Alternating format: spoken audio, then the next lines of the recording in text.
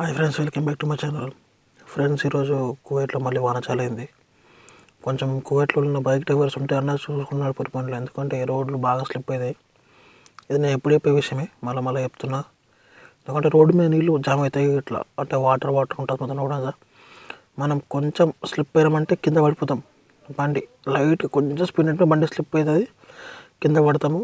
జర లెఫ్ట్ కానీ రైట్ కానీ టర్న్ తీసుకున్నప్పుడు ఖచ్చితంగా ఇండికేటర్ మెయింటైన్ చేయాలి. ఇండికేటర్ మెయింటైన్ చేసుకుంటేనే బండి నడుపుర్రి, ఎందుకంటే ఎన్కాస్ట్ కూడా బాగా స్పీడ్ ఎత్తాడు. ఇక్కడ చూసి మీకు తెలిసిందే, కొన్ని వెళ్ళాలి పెద్ద పెద్ద రౌండ్ అబౌట్లు ఉంటాయి. ఆ రౌండ్ అబౌట్ దగ్గర ఖచ్చితంగా ఇండికేటర్ మెయింటైన్ చేసి బండి 30 కంటే ఎక్కువ స్పీడ్ అసలు మెయింటైన్ చేయకూరి, 30 లోపే చూసుకోవాలి ఏదైనా కానీ. ఎందుకంటే మళ్ళీ ఇబ్బంది అవుతుంది ఖచ్చితంగా, ఎందుకంటే బండ్లు కోడలు బాగా స్పీడ్ నడుపుతారు. వర్షం పడితే వాళ్ళు స్టంట్లు చేస్తారు రోడ్ల మీద, గై స్టంట్లు చేస్తారు. చూసుకుని నడుపుతారు బండ్లు. అందుకని మళ్ళీ కింద పడితే మీకు ఇబ్బంది అవుతుంది అన్న. చలికాలం పూట దెబ్బలు అంత జల్దీ తక్కువ కావు. అట్లా వీలైనంత వరకు మీ సేఫ్టీ చూసుకోండి, ఎందుకంటే కింద పడ్డాక మళ్ళీ ప్రాబ్లం అవుతుంది అన్న. ఎందుకంటే ఆర్డర్ 10 నిమిషాలు లేట్ అయినా పర్లేదు, వర్షం పడుతుంది కాబట్టి కోడరు కూడా అర్థం చేసుకుంటుంది. ఎందుకంటే వర్షం పడుతుంది ఇట్లా వస్తారు అని చెప్పి 10 నిమిషాలు ఆర్డర్ లేట్ అయినా ఏం ప్రాబ్లం లేదు. మంచిగా చూసుకుంటూ నడుపుకోరు బండ్లు.